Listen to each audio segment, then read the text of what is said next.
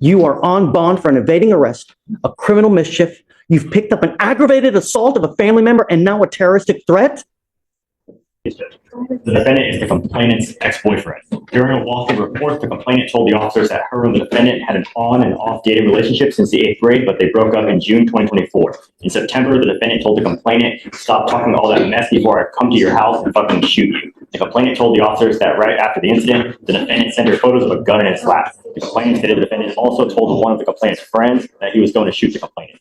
And the criminal mischief, is it with the same complaining witness as well? Now, the criminal mischief is from a prior event where we had experimented trying a drug and kind of got crazy and broke stuff with it. Yes, Your Honor. And then for the aggravated Completely assault, unrelated. it says the complainant and her friends went to a party, and at the party they saw the defendant trying to get in, but was ultimately turned away because too many people were there already. While walking, the complainant ignored the defendant, and the defendant stated, "Are you going to apologize?" And the complainant kept walking. The defendant began cussing at the complainant and said, "I got it on me." And the defendant said the complainant said at that time, the defendant got a pistol from his ankle and pointed it at her.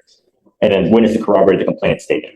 And Your Honor, there's also a pending terroristic threat out of Galveston as well for the same complaint witness. Yes. Do you have an open case in Galveston as well?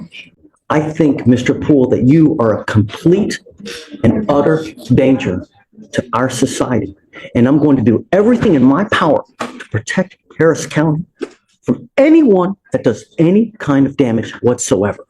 I am now revoking your bonds on both of your other cases. Goes with you. And now I hope you do. But I am now going to give you home confinement. You're not allowed out if you bond out of jail. I'm going to make your bond sky high. I think that you're a complete and utter danger to everyone.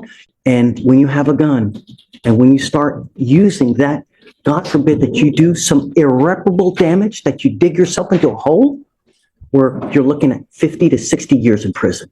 99% of people that are in jail are there because they have no self-control.